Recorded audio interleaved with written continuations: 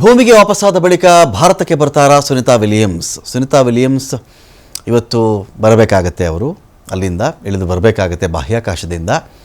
ಬಂದ ಮೇಲೆ ಇಂಡಿಯಾಗೆ ಬರ್ತಾರಾ ಅವರು ಅಂತ ಪ್ರಶ್ನೆ ಇದೆ. ಇಲ್ಲಿ ಸುನಿತಾಗೆ ಪತ್ರವನ್ನು ಬರೆದು ಪ್ರಧಾನಿ ನರೇಂದ್ರ ಮೋದಿ ಅವರು ಆಹ್ವಾನವನ್ನು ಕೊಟ್ಟಿದ್ದಾರೆ.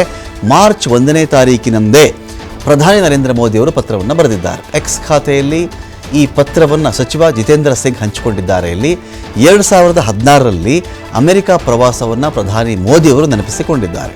ಆಗ ಸುನಿತಾ ಮತ್ತು ಅವರ ತಂದೆ ದೀಪಕ್ ಪಾಂಡ್ಯ ಅವರನ್ನು ಭೇಟಿ ಮಾಡಿದರು.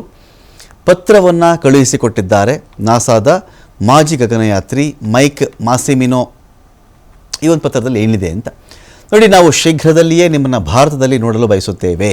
ನಮ್ಮ ದೇಶದ ಸಾಧಕಿಯರಿಗೆ ಆತಿಥ್ಯ ನೀಡುವುದು ಭಾರತಕ್ಕೆ ಸಂತಸದ ಸಂಗತಿ. ನೀವು ದೂರದಲ್ಲಿದ್ದರೂ ನಮ್ಮ ಹೃದಯಗಳಿಗೆ ಹತ್ತಿರವಾಗಿದ್ದೀರಿ. ಭಾರತೀಯರು ನಿಮ್ಮ ಆರೋಗ್ಯ, ನಿಮ್ಮ ಯಶಸ್ಸಿಗೆ ಪ್ರಾರ್ಥನೆ ಮಾಡ್ತಾ ಇದ್ದಾರೆ. ಭಾರತೀಯರು ನಿಮ್ಮ ಸಾಧನೆಗಳ ಬಗ್ಗೆ ಯಾವಾಗಲೂ ಹೆಮ್ಮೆ ಪಡ್ತಾರೆ. ನಿಮ್ಮ ಬಗ್ಗೆ ಮತ್ತು ನಿಮ್ಮ ಕೆಲಸದ ಬಗ್ಗೆ ನಮಗೆ ಹೆಮ್ಮೆ ಇದೆ. ನಿಮ್ಮ ತಾಯಿ ಬೋನಿ ಪಾಂಡ್ಯ ಅವರು ನಿಮಗಾಗಿ ಕಾಯ್ತಾ ಇದ್ದಾರೆ ಅಂತ ನರೇಂದ್ರ ಮೋದಿಯವರು ಪತ್ರವನ್ನು ಬರೆದಿದ್ದಾರೆ.